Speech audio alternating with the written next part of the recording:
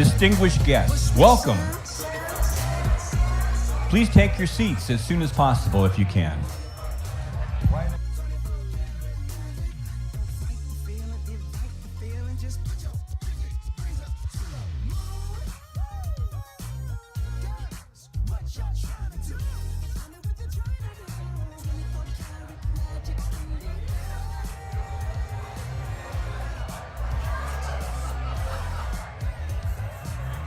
Distinguished guests arriving in the parking lot, please find your way into the tent.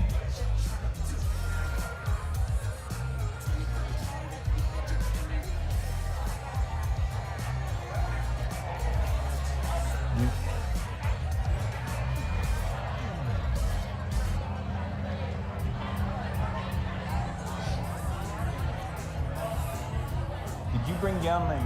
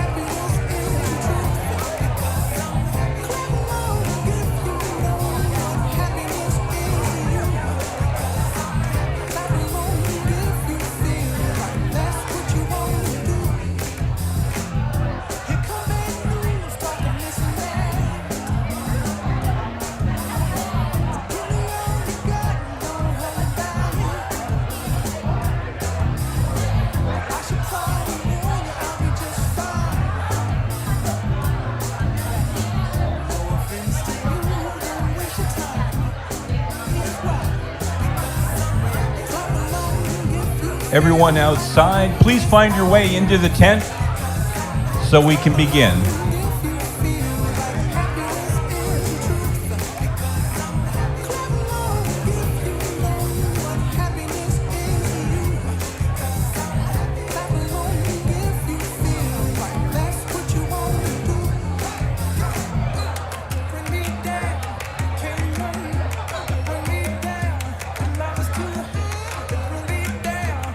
There's lots of seats. Please find your way.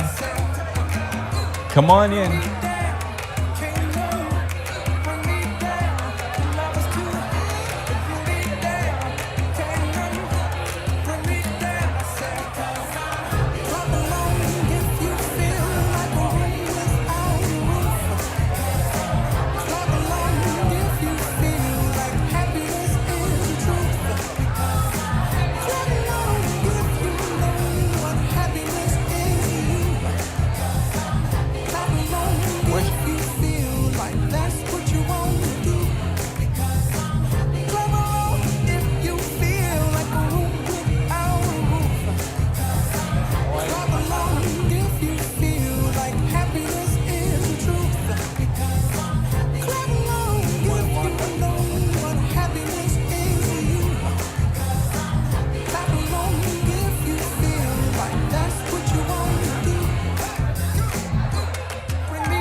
Folks that are just arriving outside in the parking lot, come on in.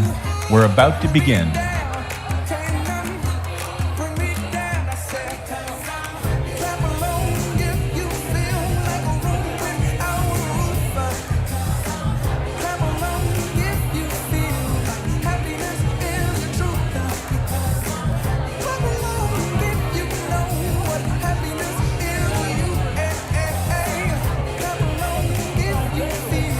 Try it.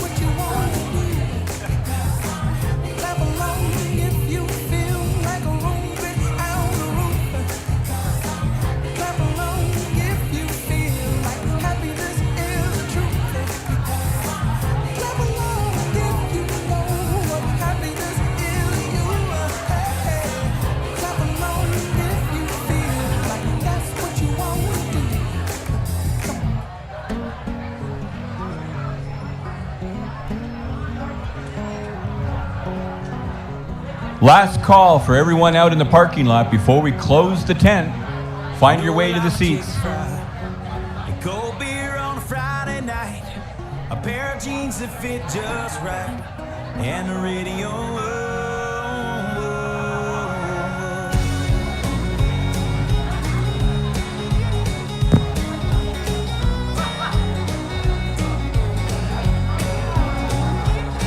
Well, I was raised up beneath the shade of a Georgia pine, and that's home, you know. Sweet tea, pecan pie, and homemade wine, where the peaches grow. In my house, it's not much to talk about, but it's filled when love is grown in southern ground, and a little bit of chicken fried. Cold beer on a Friday night, a pair of jeans that fit just right, and the radio. I like to see the sunrise, see the love in my woman's eyes, feel the touch of a precious child, and know a mother's love.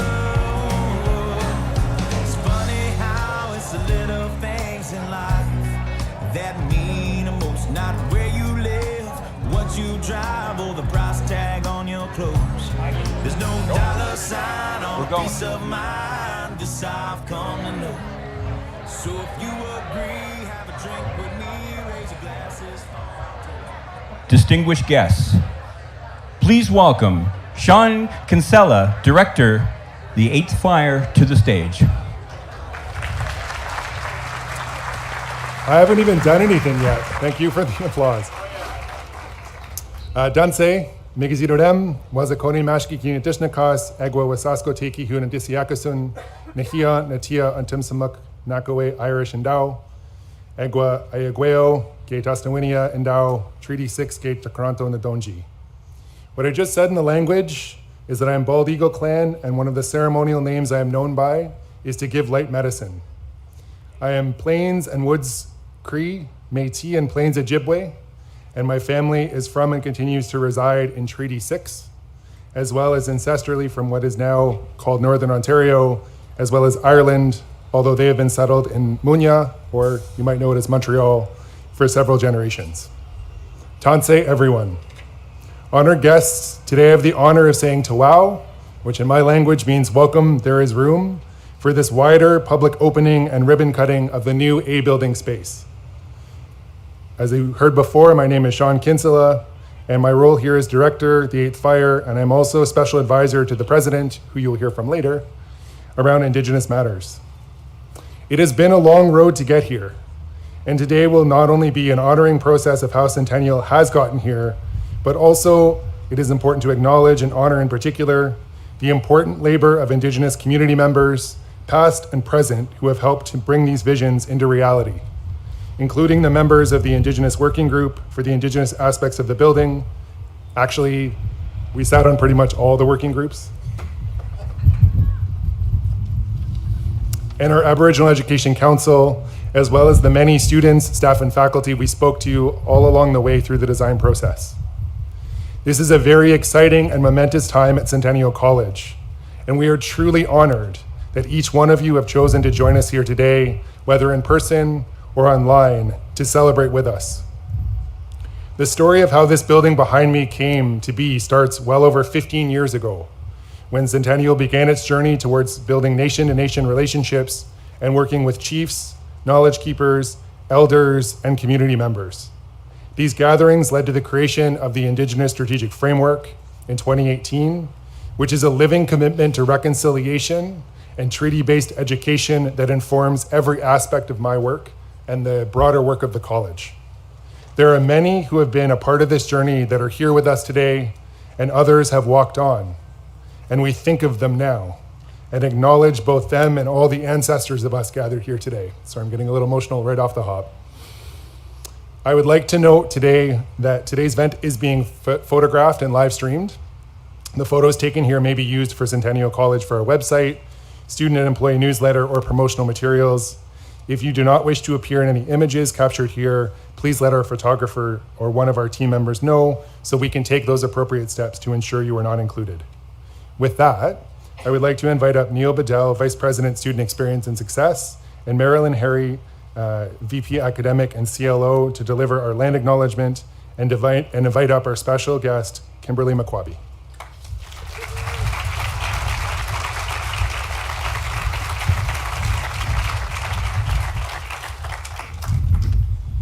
Thank you, Sean. I am extremely honored to be part of the opening program here with our land acknowledgement and also along with Dr. Marilyn Heary, particularly in the presence of Joseph McQuabee's family.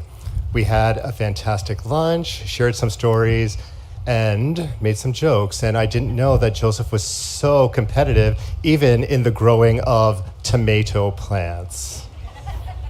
They were not tomato plants. We'll tell you about that story after. Not only was Joseph instrumental in meaningful consultation with nations to co-compose and gift this land acknowledgement that we are about to read, he was also a disruptor and a pot stirrer and a teacher to many of us. And he gifted us with many names, including the teaching of the eighth fire prophecy and the names that we hold with our positions. Sean's the director of the eighth fire and the place of reconciliation for all our relations. Joseph was fun and Joseph was fierce. And it was during one of the first meetings with the firm for a building, and folks will remember that, Brad, Shannon, where Joseph spoke in his language and set the tone for the building. And he explained that the building would be a teacher, and inclusive of both the grandmother and the grandfather teachings. So Joseph's spirit is really the metaphorical foundation of the educational power of the building that we see behind us. And his teaching will continue for generations who will traverse that magnificent space, and also for those who hear the calls to action that he has woven into the land acknowledgement that we hear as we work, learn, and serve together. So Centennial College is proud to be part of a rich history of education in this province and in this city. We acknowledge that we are on the treaty lands and territory of the Mississaugas of the Credit First Nation and pay tribute to their legacy with the legacy of all First Peoples of Canada as we strengthen ties with the communities we serve and build a future through learning and through our graduates. Today, the traditional meeting place of Toronto is still home to many Indigenous peoples from across Turtle Island. And we're grateful to have the opportunity to work in the communities that have grown in the treaty lands of the Mississaugas. We acknowledge that we're all treaty people and accept our responsibility to honor all our relations. And Neil, you shared some of your recollections of time with Joseph. In my many interactions and conversation with Joseph over the years, we had some hard conversations, and Joseph was never shy about that, I think, as colleagues know. And they were also really important conversations, because for Joseph, his objective was always the importance of action and the legacy of our actions for future generations of students. And that's a lesson that I carry from him. And Joseph's legacy reverberates through every inch of this incredible building we're celebrating today. It was a labor of love, truly a labor of love. And you feel that the minute you step through the door. So in closing, I'd like to respectfully acknowledge and honor Joseph's family and loved ones who are joining us on this beautiful end of summer afternoon of a very special day, and particularly name Kimberly, Rain, Janice, Mish, Mackenzie, Tony, and Tracy. Thank you.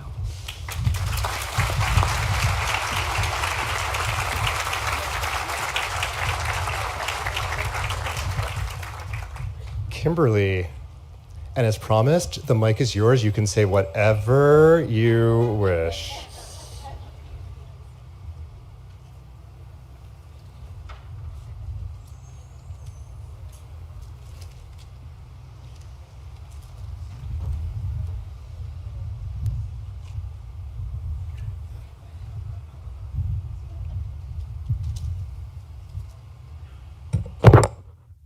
Gotta bring it low.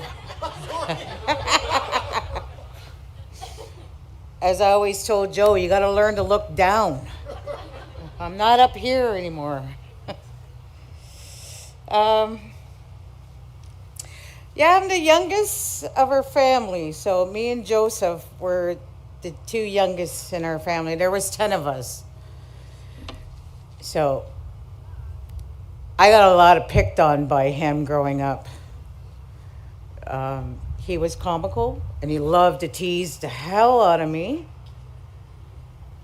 Our famous words in our house growing up was our dad yelling at Joe. Joseph, you bugging your sister again? Leave her alone. That was every day. And then, we grew up and then we went our separate ways and he went and did his life and I went and did mine and, years we parted, but we always found our way back to one another. And then within the last, my son's now 20, so he got to meet my children. And they hesitated on their uncle because they never, Joe never came around a lot, but when he did, he would tease the hell out of them. And they didn't really like, some of them, I don't know about my uncle. He always likes to bug us. And, I said, that's one thing you got to understand about your uncle. He's a comical jokester. Yeah. We would call each other time to time and, give each other. Joe would call me and say, hey, sis. I don't know how I can put it with Joe and me. Like back support. If he needed any form of spiritual, traditional, culture teachings for both, we would be calling each other. What do you think about this? Am I doing it this right way, sis? What do you think? And I'm like, we had that spiritual, traditional vibe between the both of us. If it felt like it wasn't right, we would call upon each other. Yeah. And then the day we lost him was basically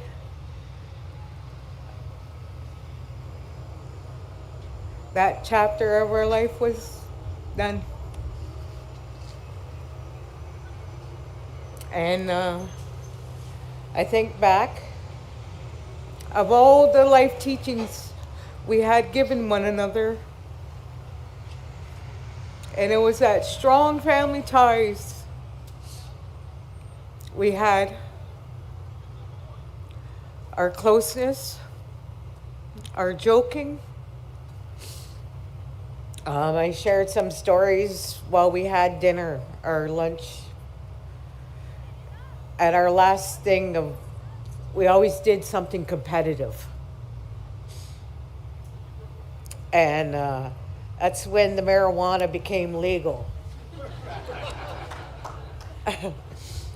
And we were yapping away one time on the phone, and he was talking about the marijuana and all this, and how we're allowed 4 plants. And we ended up turning this into a competitive growing thing.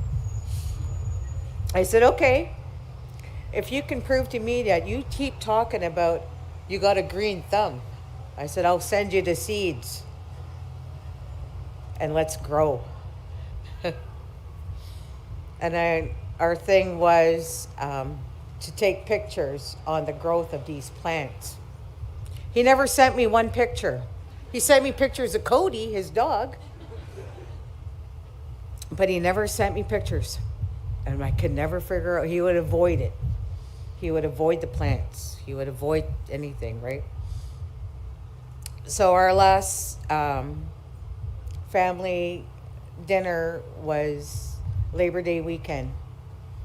He came home. We had our fish fry. We had our dinner with the family. And I showed him my plants, which are taller than me. And he still avoided it. And he looked at me and he says, hey, sis. He says, we never talked about who won, who would win and what they would get. And if you guys knew, Joe drove a Mercedes. And I said, oh, the winner got the car. And he was like, what? I said, yeah. That was the bet. If I won the Mercedes. It wasn't until after he had passed I heard the truth about him. He couldn't grow nothing. Kept telling me those were tomato plants I'd given him. He killed the seeds right off the hop. So, yeah, but one of the things that I remember as a kid, he said 2 words to me. And he says, wherever I am in life,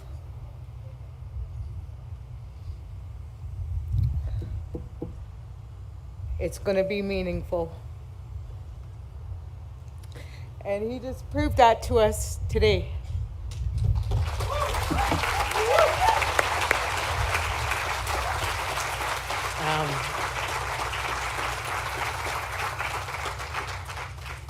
I do have some gifts for the school. And I understand, according to Neil, it's Anthony that will be accepting the gifts that I have for the school.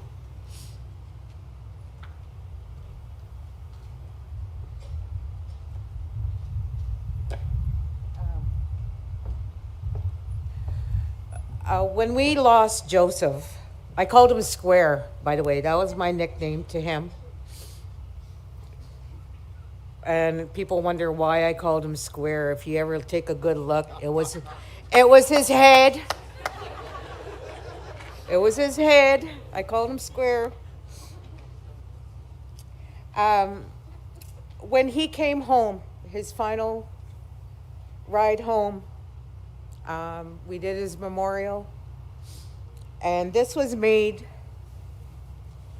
for him, for us. Which are his colors. These are his own personal colors. And I would like to give this to the school.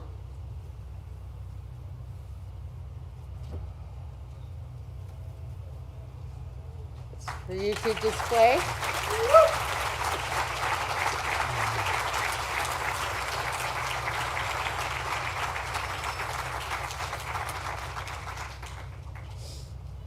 I got one more.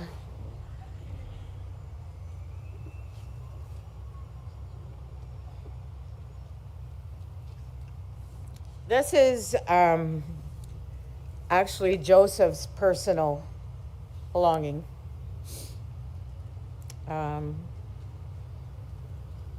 Majority of all his sacred items came to the family. And we held this for a couple years, like we still have his personal sacred items. And I thought it was more appropriate to leave to the school. It's a box, and it basically has all the 4 sacred medicines in here for you guys. So.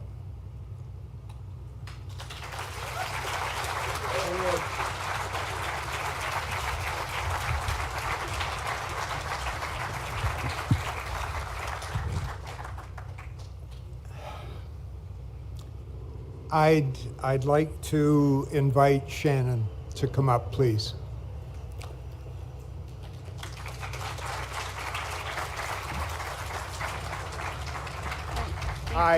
Shannon, I can't carry that. Oh. That belongs to one of the people. This memory of Joseph Ba, I'm proud to hold. And I thank you, Kim. The medicines, you learned more about the medicines and their use and honor them. Thank you.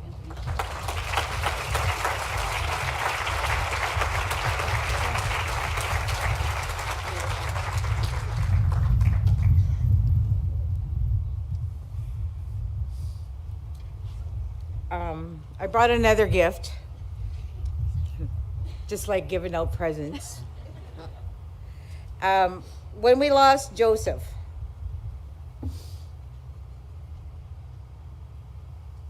and when we had his memorial, and I had guest speakers because he was well known everywhere, he just left that imprint on you. If you ever got to sit and talk with that man, sometimes you didn't know whether he was serious or joking. But you had to look at him a certain way. Then you know, the certain way he looked, okay, he's joking. He's pulling my leg, you know. But I got this gifts made for our speakers.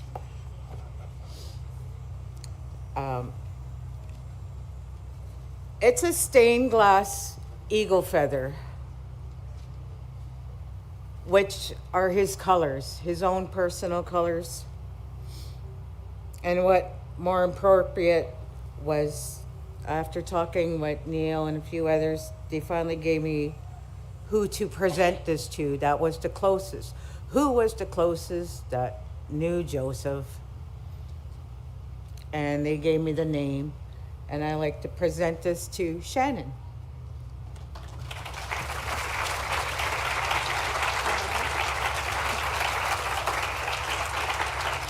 Thank you so much. You know, they talk about, you know, I mentioned to them that when you miss somebody and that they hold that spot, there's a spot in your heart that they're going to be there forever. I said, you know what? When you miss him, or you want to speak to him, when you sit down and have that meal, before you even eat, take a little bit of your food you're going to share and share it with him. Because he's not too far. He will hear you, and he will leave you little signs that he heard you. So if you do miss him, you know, have that meal with my brother. Oh, Miigwech. I do have a song I sing. And I wanted to sing an honor song for him. I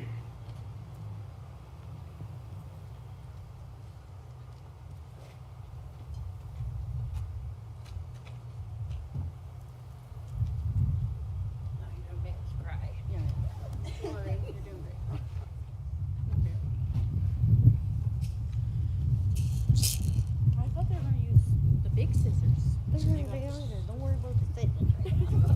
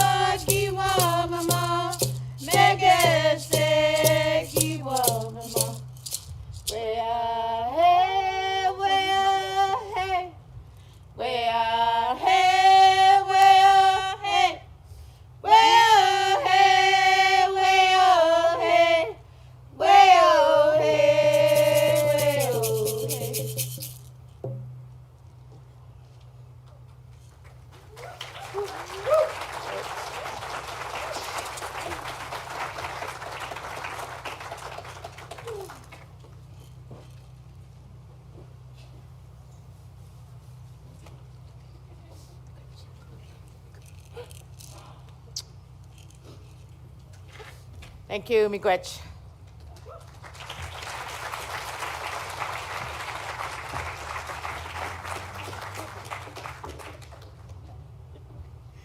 I can sing all afternoon.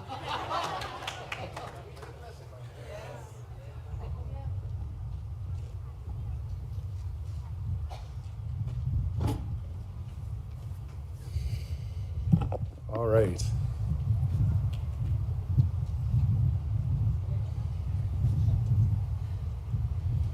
So next, I would like to invite Gima Stacy Laforme to the stage.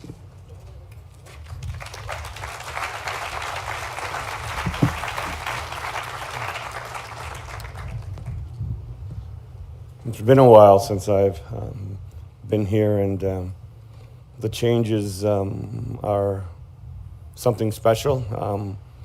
The methodology you had for this morning was something special. You know, I think that says a lot about who you are and who you are becoming. So I congratulate you on that. I wrote a few words down on the car on the way here. Is my normal process. Works for me mostly.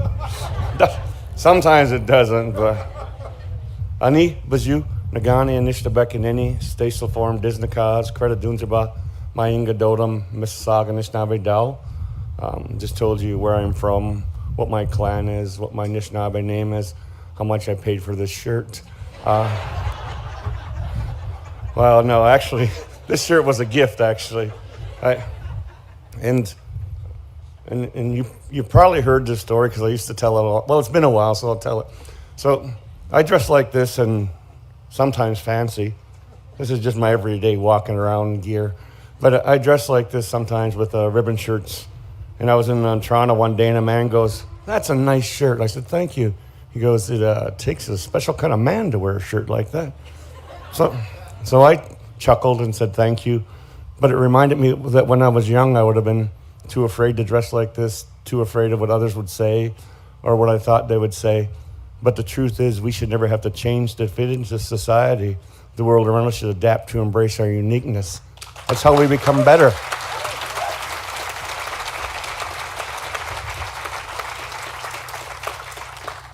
I was going to make you listen to a poem now, but I won't. No.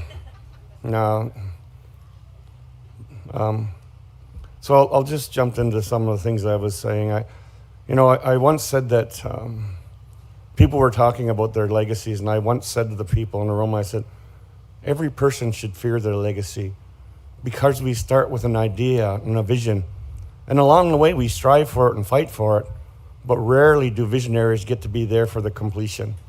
Other hands pick up the dreams, sometimes many others, and sometimes the dream changes and becomes something else. Maybe close to the original vision, maybe something entirely different. So people view the end result, good or bad, and perspective often influences that. And then history looks back and contemplates the person or people who had the vision in the beginning. And he, she, they are judged not on the dream, but on the results of that dream. So I think in this case, history will look back and smile because the vision was in many good hands and became a very good thing and will only grow with time. So I am confident that this time, the vision that occurred will be viewed as a good thing in history when people look back. I want to thank Centennial for allowing me to be a part of today. I know it was a long journey and had its ups and downs, but well worth the effort. And it's a beautiful and significant contribution, not only to this campus, but to the idea and the concept of reconciliation. My journey as Chief Gima, or Chief or Gima, is winding down, and I want to say that I started, and my journey has been all about making friends. And Centennial and certainly Joseph and others were easy to build relationships with.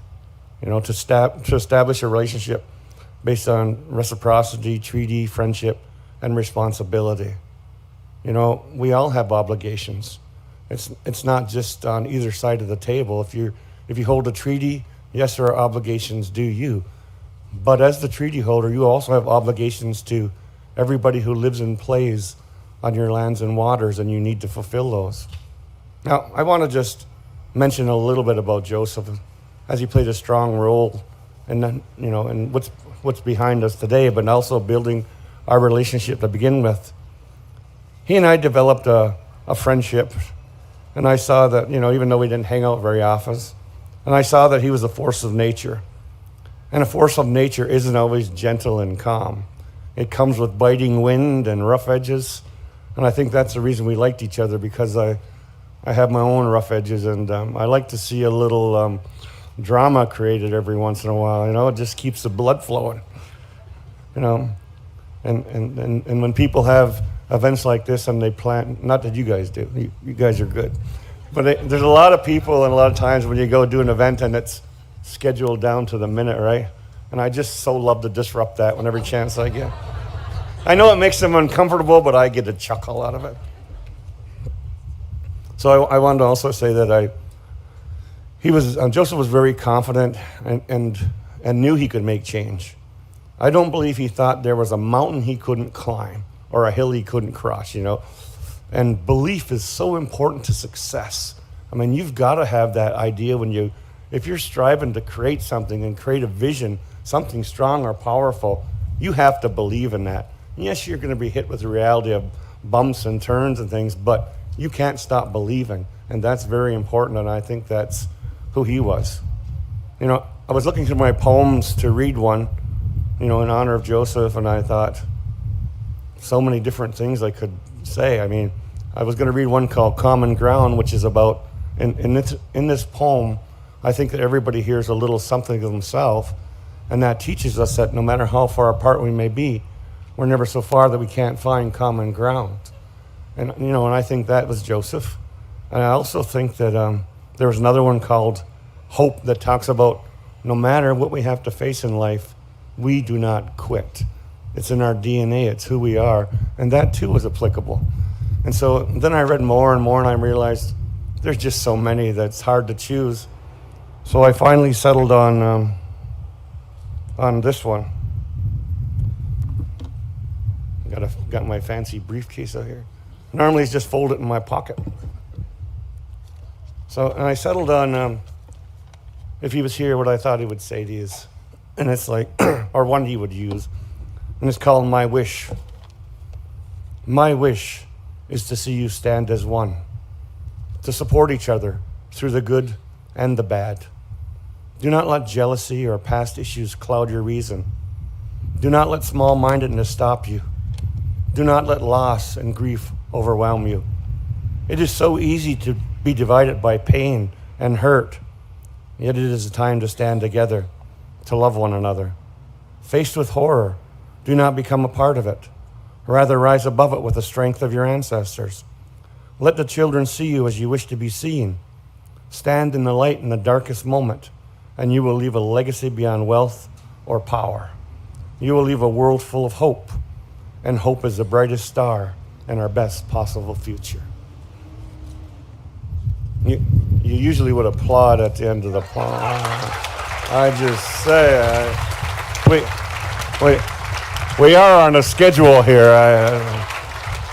Anyway, I just want to say that what I've heard today from the amount of new Indigenous people and students that are brought into this beautiful building, and a building that I know only good things that grow out of, because I'll be watching.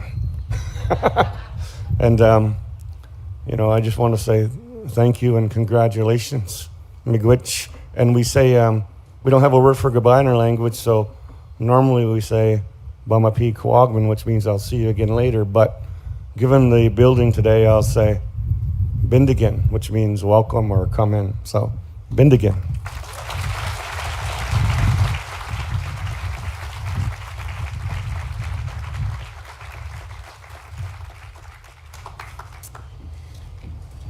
All right, so I understand that we have another special guest, which is the Grand Chief of the Anishinaabe Nation, Chief Reginald Nigonobi. So I'm going to ask you to come up.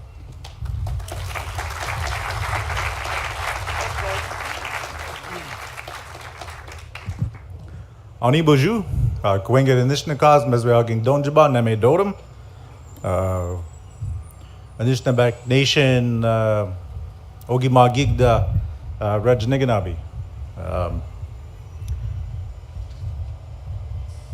I didn't have the luxury of a car ride down here to write my speech.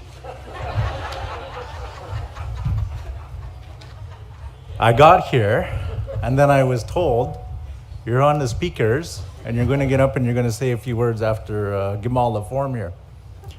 So I don't have anything prepared, but what I can tell you, as we do in our culture, is tell you a little bit of a story. So, much in the same way that this happened today, I was on my way down here, and Gimal the form is absolutely impeccable at his timing at this. I was on my way down to Toronto for a separate meeting, and he messages me and he calls me up and he says, "Hey, what are you doing?" I said, "I'm on my way to Toronto." He said, "I got this thing at Centennial. You want to come join me?"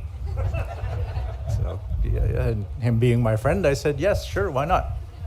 So I end up here at Centennial, and then I get into this building, well, not this building, but the other building, and I get in, and it's, we're having a round discussion on Indigenous issues, and it's myself, it's the former Grand Council Chief Patrick Madabi of the Anishinaabe Nation, and by the way, at that point I was the chief in my community of the Mississauga First Nation, which is on the north shore of Lake Huron, of the larger Mississauga nations. And so I was there, and we did the speech, and we did the talk, and we did this roundtable discussion, and then that's where I met Joseph Ba. And quickly, he took down my number, all my information, and we got to talking. And then for the next, 5 years, I was chief in my community. And every once in a while, I would get a phone call or a message or whatever from Joseph. And true to your word of, him causing disruption sometime, he would, quickly call me up, see how I'm doing, see how everything is going. And then he'd get on the issue of the day, whatever it might have been. There's always something going on in Indian country, so there's always something to critique or criticize or give your opinion of. And he was happy to do that. And I was happy to listen. But eventually the conversation would come back around to the laughter and the joking and his vision. And he'd tell me about how this was coming and how this was happening and what he was doing in academia and how he was impacting the academic world for our Indigenous brothers and sisters. And it was always nice to hear. As a chief in your community, it's always beautiful to hear these things. A lot of times we're dealing with heavy issues in our communities. Whatever may be going on, from the,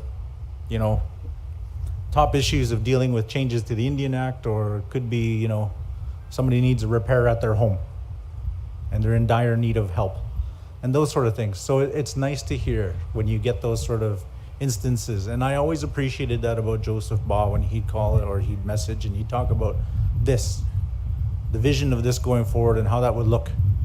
And it actually uplifted me in my position. It made me good to hear that. It made me good to hear that there were people out there doing this good work and not giving up on any of it and pushing so hard for it and not having any resolve to settle for anything less than what they thought would be the best for everybody. So with that, I know he's likely listening, especially in the shadow of this nice building here dedicated. And I didn't get to speak to him over the last couple of years, but right now I'd just like to say, if I imagine he's listening, that I appreciated all those times he called, all those times he messaged.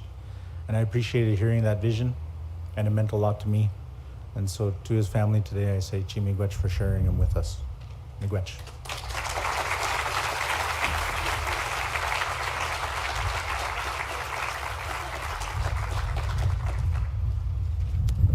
I keep waiting for someone else to come up here, and I'm like, no, it's me. So we'll now have Susan Caldwell, who's chair of our Board of Governors, to come up to deliver some remarks.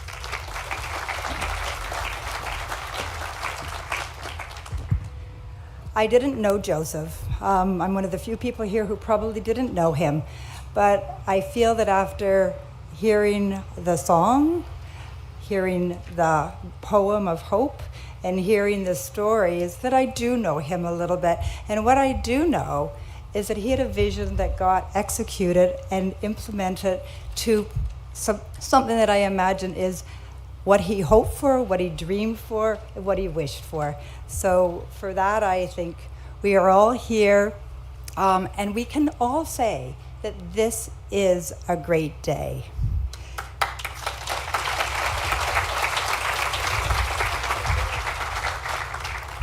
I speak to you on behalf of the current Board of Governors of Centennial College, as well as on behalf of all the boards past, all of whom have contributed in their time and in their place to the creation of this extraordinary building. It is extraordinary in many ways, and you will all get to see that in just a few hours or a few minutes. A few hours maybe, depending on how long the speeches are. It is extraordinary in many ways, but one is that it attempts, in its structure, in its openness, in its roundness, to imitate the open environment of what the plains must have seemed like, and do so now for people who live there.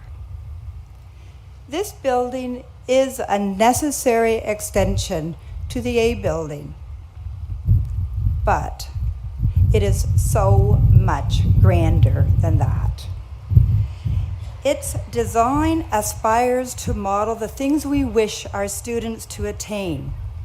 It is courageous in its concept and realization. The very things we hope our students will take away from their time at Centennial. It demonstrates new ideas and new linkages between aspiration, design, and execution. It is experimental and practical in ways that we aspire to teach our students in the new classrooms and practically in the new laboratories. On a previous tour with a group of visitors, a custodian leaned his broom against the wall, and he took a look at us and he said, "Isn't this a marvel?" And yes, isn't it a marvel? It is a legacy to Centennial staff.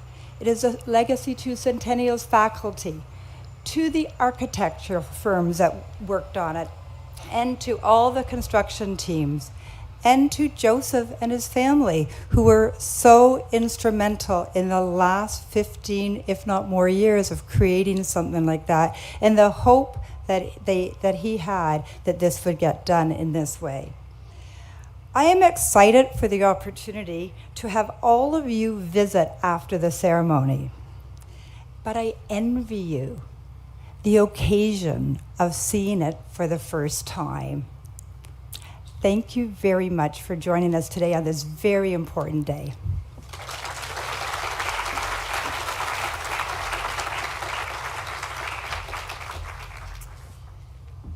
All right, so up next we have Dr. Craig Stevenson, President and CEO.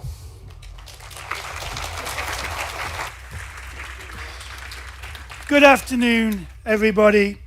When I spoke at the Awakening, an Indigenous-led event to mark the opening of the building, I talked about the building as well as the ceremony itself representing several firsts for Centennial College. Most notably, it's the first time a Centennial facility has been based upon Indigenous principles of design. Not a meeting room or a classroom as called for in our Indigenous strategic framework, but a whole building. And the first time I can recall where two Indigenous leads, Shannon Winterstein and Sean Kinsella, along with the Indigenous Working Group, the Aboriginal Education Council, Indigenous colleagues, architects, and community members, including very special guest today, Guima Laforme, whose poetry inspired this very design, have been so integral to the creation of a new centre of excellence here at Centennial. And speaking of special guests, I also want to take this opportunity to welcome Chief Reginald Niganon, Anishinaabe Nation Grand Council, who is here with us today as well.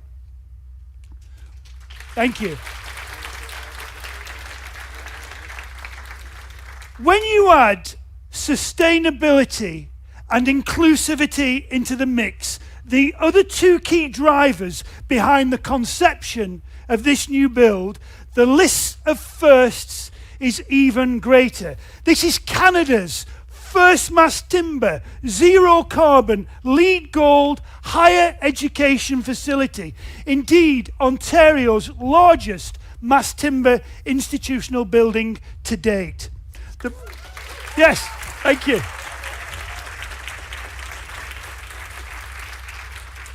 The first time, for example, that we've installed a building's mechanical system delivering heating, ventilation, cooling and hot water that isn't reliant on fossil fuels. And the first time a Centennial building will receive a WELL certification, ensuring that air, water, light and thermal comfort features are front and center in the design thinking. And it's not just at the macro level that we're seeing our firsts. It's also at the micro level. If you look on the 4th floor, for instance, when you visit the building, you'll come across Centennial's first ever parenting room, complete with maternity chair and microwave for warming milk. And if you take a bio break at any point, you will soon discover that this is the first Centennial building to be completely comprised of all gender inclusive individual washroom spaces.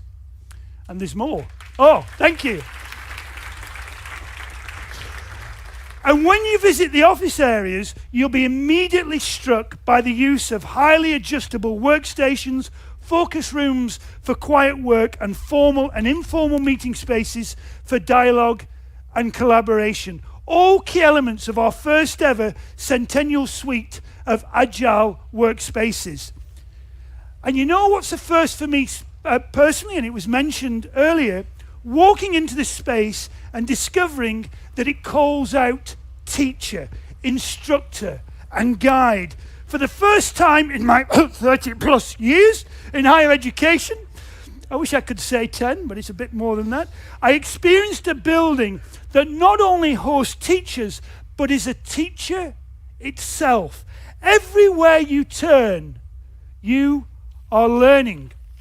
Rooted in Indigenous notions of natural systems and the poetry of Indigenous culture, many teachings are inscribed into the very building's design. There are multiple references to treaties echoed in the outside structures, including the beaver bowl pattern from the dish with one spoon, wampum covenant, which is represented on the stair treads visible from the east entry, and the 7 grandfather and 7 grandmother teachings as gifted by Joseph Bar McQuarrie, all depicted in the pillars behind me.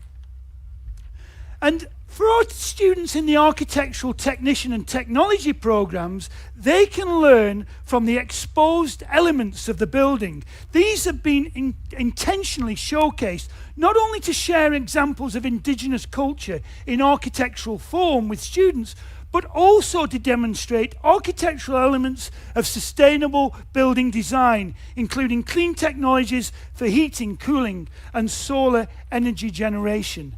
And yes, there is another and. This space will host 8 experiential learning labs, including AI and gaming, software and PC hardware, local and area-wide networks, and telecom equipment, all intended to facilitate experiential learning in such areas as artificial intelligence, game development, and the transport of voices, images, data, and video. You can tell, can't you? I'm so proud, so very proud of what my colleagues, and it is my colleagues, have achieved. Colleagues, past and present. Moreover, many large projects of this kind as you know, have experienced substantial delays caused by the pandemic and supply chain issues. So I want to emphasize, really emphasize, the tremendous efforts that have gone into delivering this new build on time, and the board will love to hear this, under budget.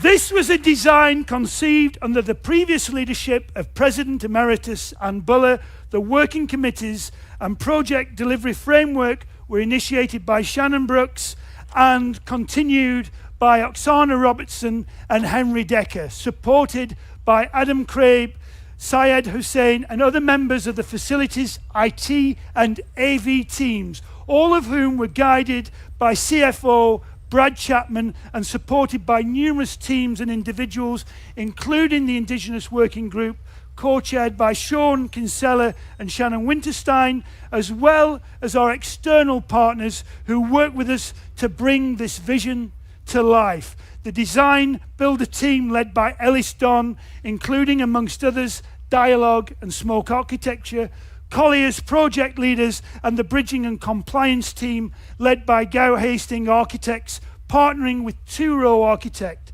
And not to forget philanthropist Diane Blake, who's with us today as well, who generously donated $450,000 as part of a much larger gift to help outfit the labs that I've just described. Thank you. I'm also thinking of Joseph Bar McQuarrie, whose sister Kimberly is with us, and family in the audience. I want to welcome you today. It was a real honor to be able to join you at lunch today. And, you know, Joseph worked for over a decade to ensure spaces like this were possible at Centennial. And honestly, super teacher to me personally as well, and I deeply missed by all of us. This building embodies important concepts and teachings that Joseph brought to Centennial, such as the prophecy of the 7 fires, and Anishinaabe teaching about 7 prophets who cautioned and guided the Anishinaabe about events transpiring on Turtle Island during colonization. The 7th prophet brought a message to all humanity about coming to a crossroads. One path leads towards the downfall of humanity through severed relations, and another towards deep connectedness amongst all living things and the lighting of the 8th fire. The spirit of the 8th fire, I'm told, is one of unity, of the physical, the spiritual, the emotional, and the intellectual, of self and family and community, as well to all our relations on Turtle Island. Today, I honor all those who have lit the 8th fire, the faculty, the staff, traditionalists, and members of Indigenous nations and communities who have made such important contributions towards advancing reconciliation and grappling with how to create and maintain these ongoing relationships in good ways. And while this building embodies the learning journey we've been on and are still on, we're still on that learning journey as a college community to fully recognize our commitments to truth and reconciliation, to acknowledge the criticality of nation-to-nation relationships, and to deepen our understanding that we are all treaty people. I hope, like myself, that you feel the opening of these new spaces begins to mark a crucial turning point in that journey, bringing the pages of our strategic Indigenous framework alive and speaking directly to pillar number 4 of the framework, Indigenous spaces, creating, and I quote, a physical, emotional, intellectual, and spiritual space that values Indigenous culture and tradition, in which Indigenous people experience a sense of belonging. And it's not just allowing for smudging at the push of a button, which we can do now, by the way, but that's important. but it's also about creating meaningful spaces for Indigenous gatherings and ceremonies. It's about the designation of spaces and places that furnish safety and nurture belonging for all Indigenous students and colleagues. And as this building marks a turning point in our journey towards achieving truth and reconciliation, it also marks a turning point in strengthening and signalling our commitment to environmental stewardship, one that has never been as paramount as it is today, when we're enduring a record year of wildfires, significant glacial melt, and soaring temperatures, with Canada warming twice as fast as the rest of the world. By investing in the implementation of emerging clean technologies and sustainable building materials, we are achieving, as I said earlier, zero carbon, LEED Gold, and WELL Silver certifications, the industry hallmarks of environmental stewardship. We have done this by, amongst other things, using low embodied carbon materials to create an optimized airtight enclosure, and by installing highly efficient systems that don't rely on fossil fuels. We've also purchased, for example, high-efficiency plumbing fixtures, reducing water use by 25%, and constructed an irrigation system that uses 100% recycled rainwater. These now are our new standards, our new templates. And like the work we've begun with Indigenous design and inclusion, the legacy will continue, thanks to so many people in the audience today. So I don't want any of you to go too far. We will be needing you all for our next project, so watch this space. Thank you very much and enjoy your day. Thank you.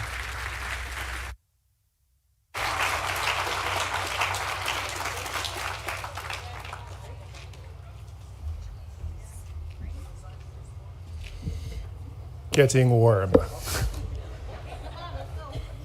All right, so we're going to call up Angelo Caffini, Vice President Operations. I see Alice Dawn next.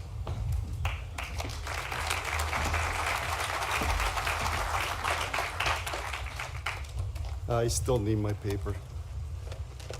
I can't read my phone. Good afternoon, everyone. I am honored here to represent Alice Dawn as we celebrate the grand opening of the A Block expansion. This project holds a special significance for us, as it's not only beautiful and innovative, but it also represents our dedication to working with and supporting Indigenous communities. We are grateful for the opportunity that Centennial gave us, and we are extremely proud to have delivered this project on time and under budget.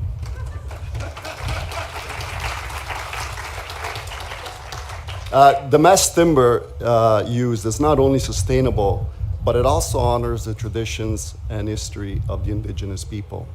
We believe that this building will serve as a symbol of hope and progress for generations to come. Centennial College is a great client to Alice Dawn, and we value the partnership that we've further developed over the course of this project. We hope that our shared culture of trust, transparency, and mutual respect will open up doors for future opportunities, as Alice Dawn remains fully committed to delivering exceptional results every time. Thank you for allowing us to celebrate this achievement with you all. Thank you.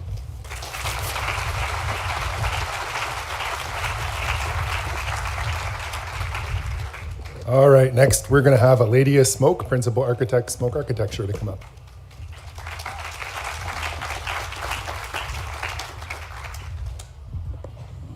So I thought it was going to be cloudy today, but we've got the beautiful sun blessing us with warmth.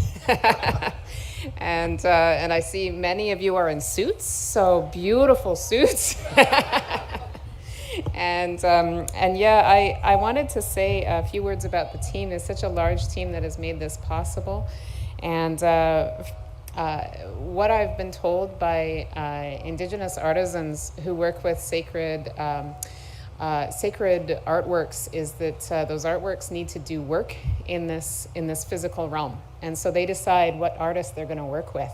So I wanted to just name a few names who I worked with directly and quite a bit on this project. There's a much bigger team who made this possible through their really hard work.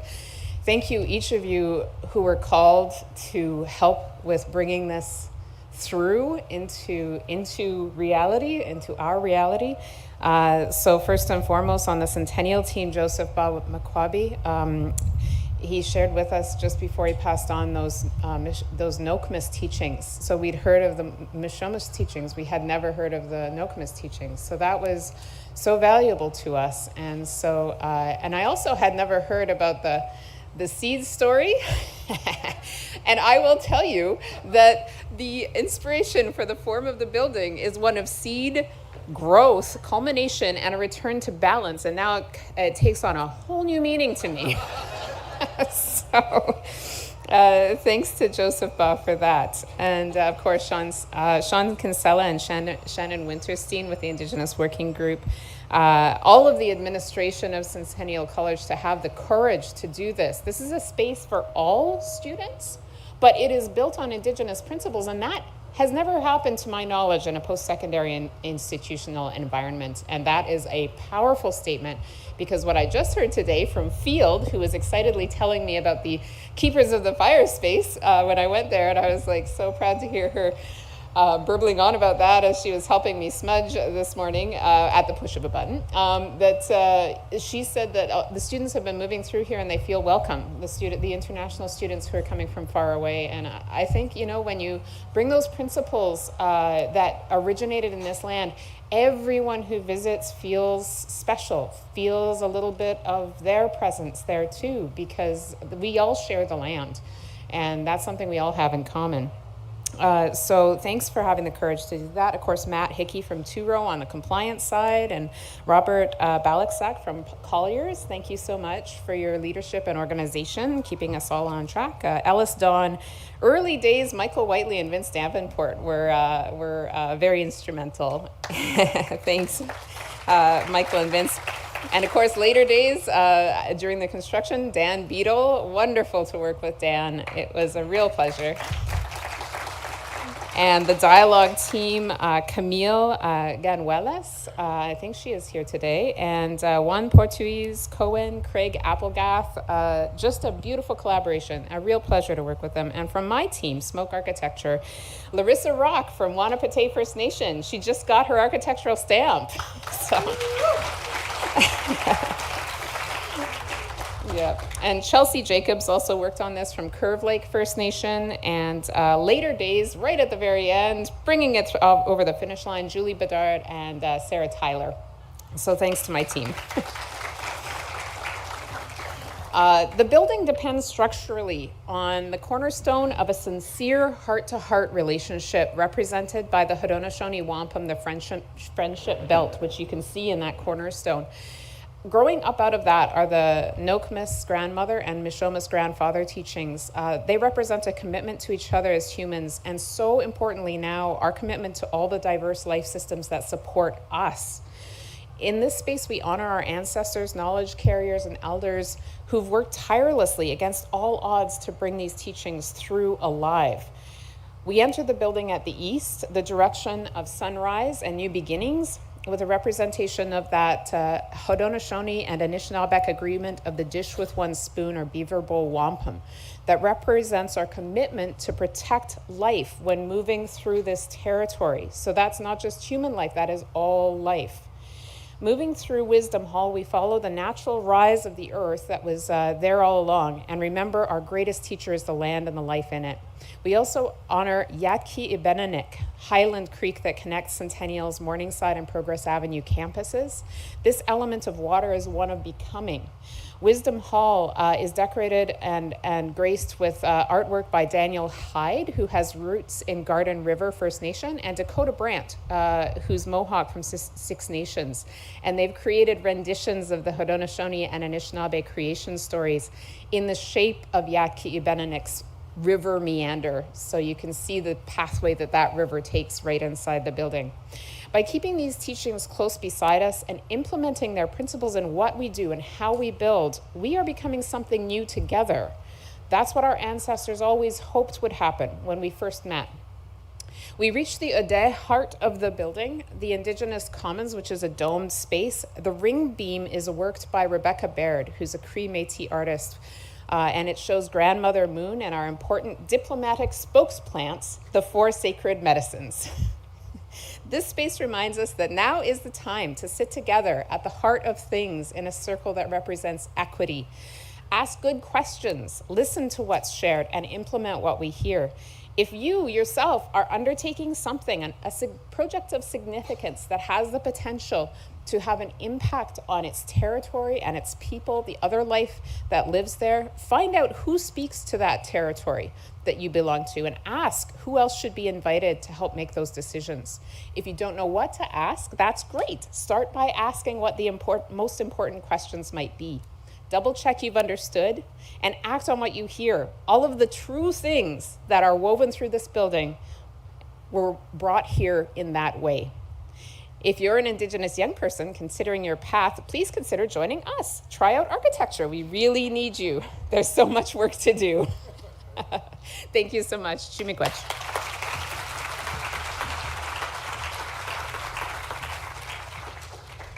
All right, next we have Andrea Hazel, MPP Scarborough-Gilwood.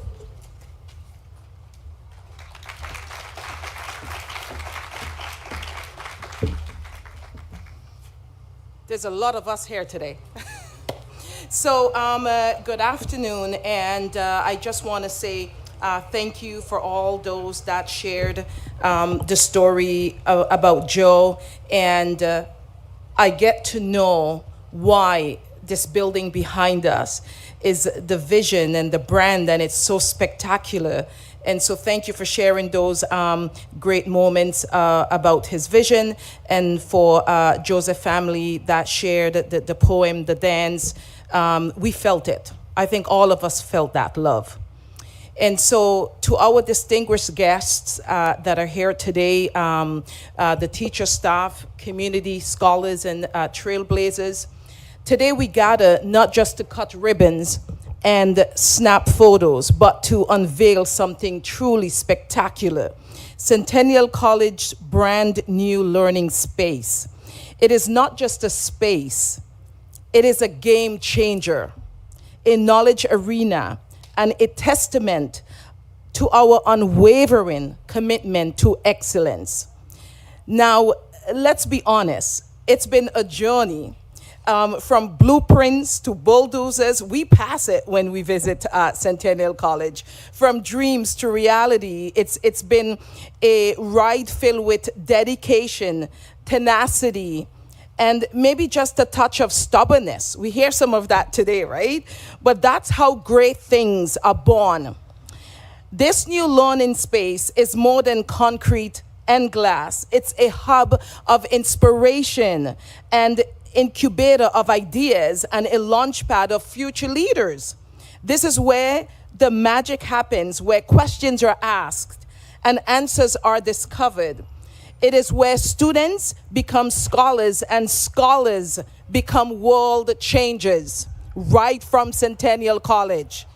I want to congratulate everyone involved, the dreamers who envisioned this, like Joseph, the architects and builders who made it happen, and the educators and students who will breathe life into this amazing building behind us. You are all part of something extraordinary. Let's not forget the partners, the donors, and supporters.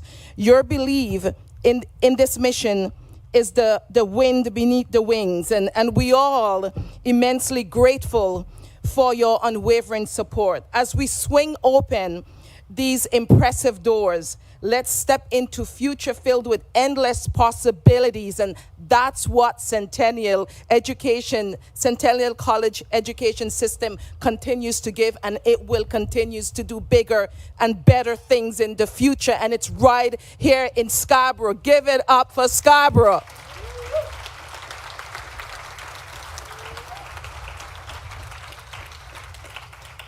Let this learning space be a symbol of our audacity, our determination, and our unapologetic pursuit of knowledge and wisdom. To Centennial College staff and everyone that is here from the faculty, congratulations to this audacious achievement. Here's to pushing boundaries, breaking molds, and making waves in education. Thank you. And let's embark on this exciting new chapter right here in Scarborough at Centennial College.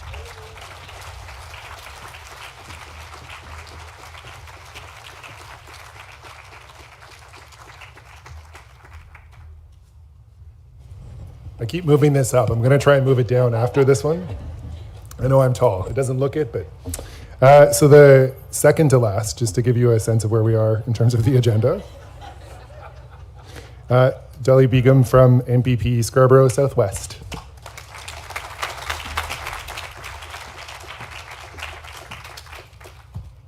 Assalamu alaikum, adab, good afternoon everyone. I don't normally start with a salam, but I honestly wanted to start by making that prayer to say peace and blessings be upon you all, because I honestly want these wonderful people who are capable of delivering such wonderful gifts to this world to be blessed, to be at peace. And I just want to say thank you so much for your dedication, for your service to our community, to Scarborough. As a proud Scarbarian, it fills me with great pride. So thank you very, very much. It is such an honor for me to be here as the MPP for Scarborough Southwest and as the deputy leader of Ontario's official opposition. It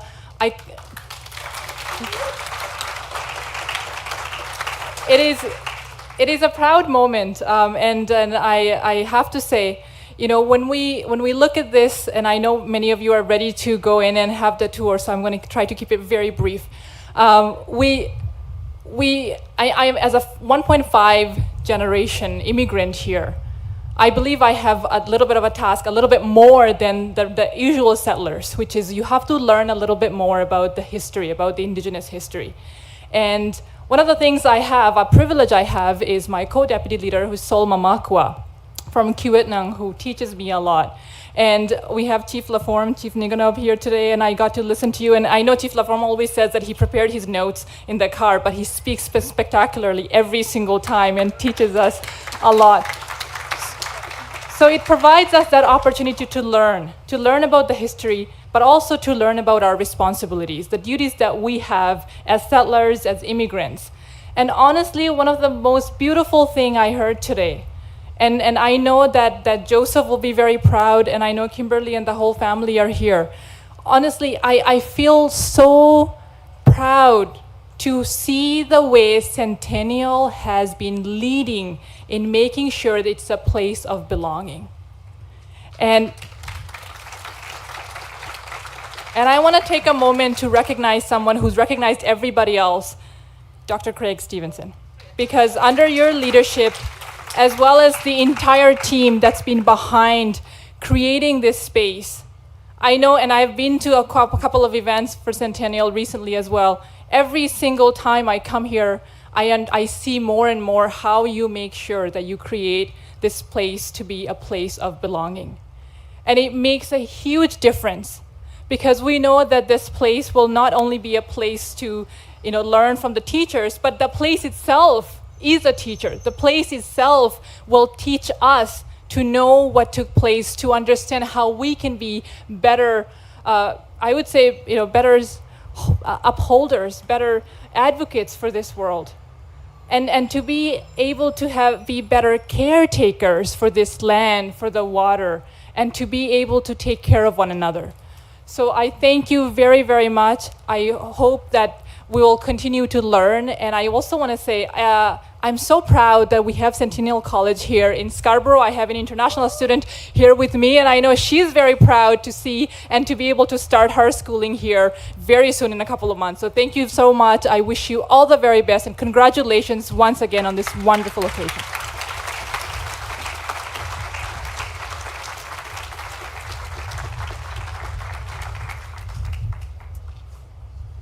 All right, and now we have Anjane Adams, President, CCSAI.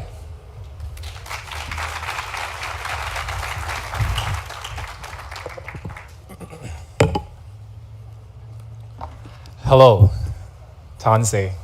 Hi, everyone. My name is Ajane Adams, and I'm currently representing the Student Association, the Centennial College Student Association. And it's been an honor serving as the president. And today I was asked to speak on what this means for our students at large.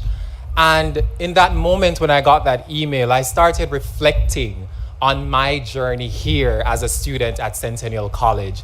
And I just want to share that journey quickly, real brief, because I know we are hot and we really want to leave this area. I've also shared with Sean this journey as well, and my journey to understanding who I was. Ever since coming here at Centennial College, like most of you, my journey here started as a student, eager to learn and to grow. But for some reason, I had this feeling inside of me, this burning desire, especially after learning about the indigenous peoples and the land that we're on. I had this burning desire to understand where I'm coming from. I remember seeing my first drumming circle, the tears, the emotions that I felt. I just really wanted to know more about where I came from. I had always known that my mom was a Maroon, indigenous to Jamaica. And through indigenous learning here at Centennial College, I went and I asked my family back home, where am I from? Where are my roots? Why am I so connected to these people? Why am I feeling this way? Why do I want to learn more? And through this, I have learned that I too am a Maroon, indigenous to Jamaica, and that's the reason why I felt so connected.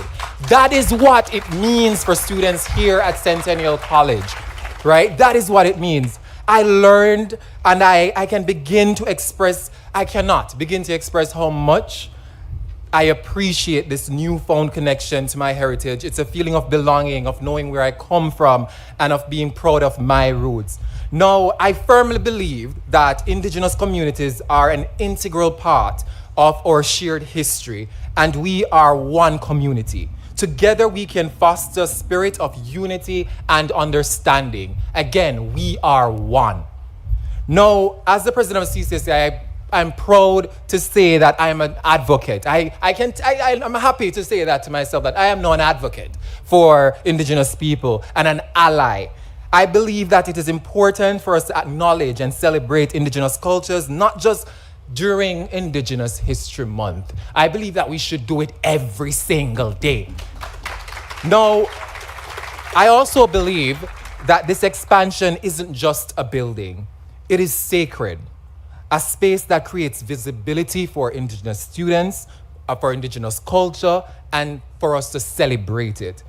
It's about embracing inclusive spaces, indigenous design principles, and our commitment to truth and reconciliation.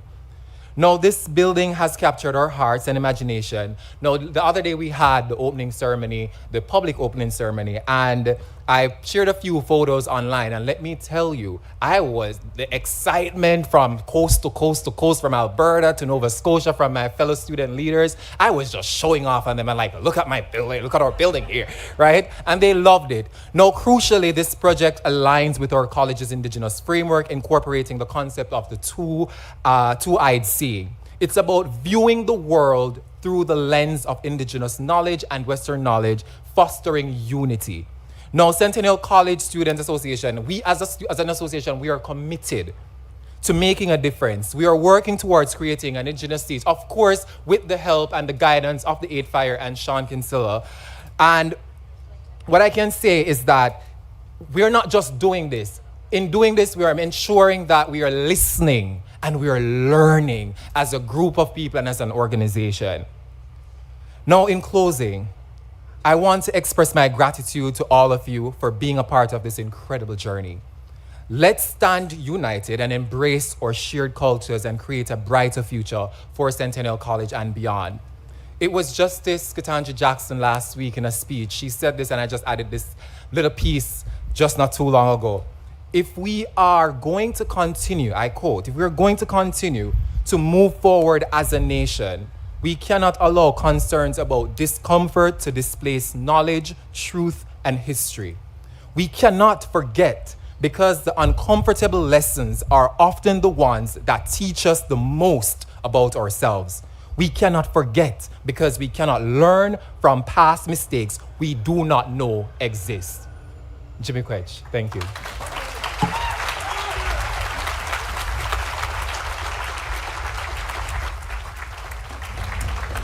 Well, who has to follow? It's me. I have to follow that.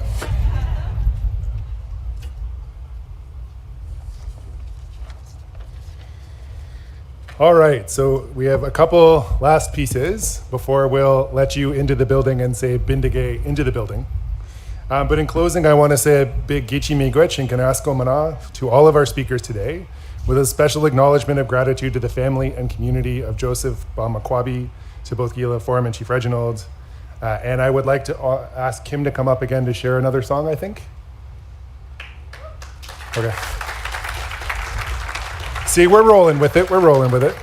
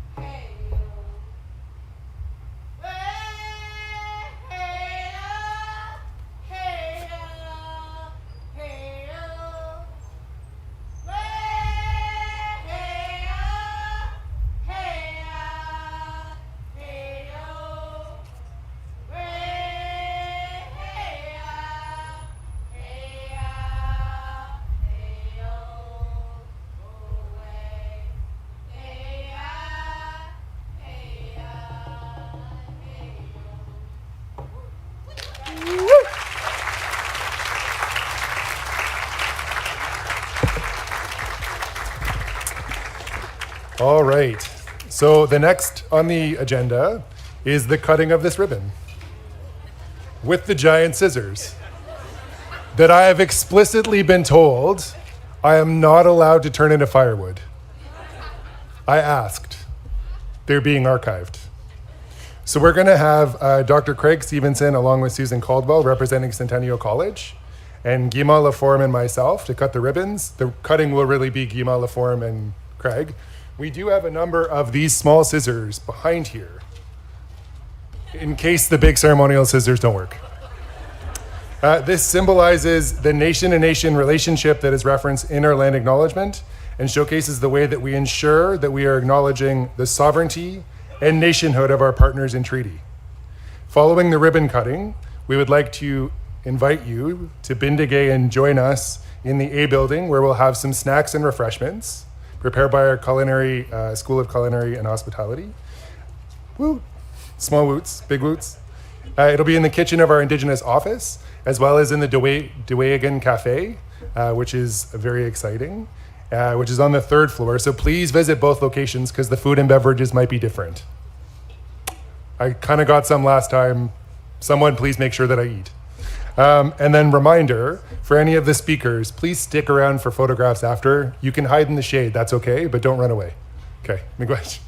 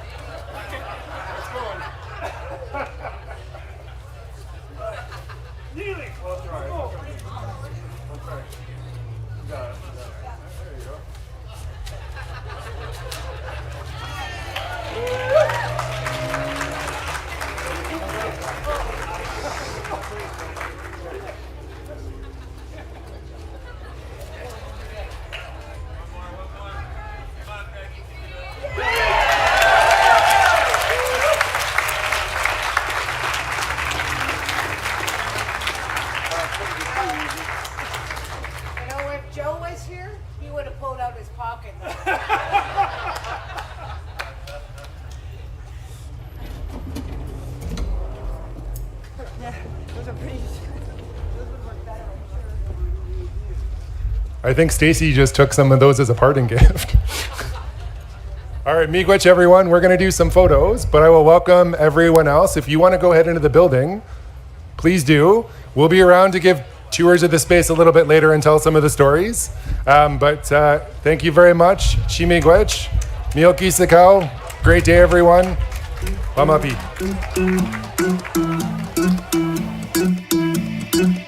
I wanna follow where she goes. I think about her and she knows it. I wanna let it take control. Cause every time that she gets close, yeah, she pulls me in.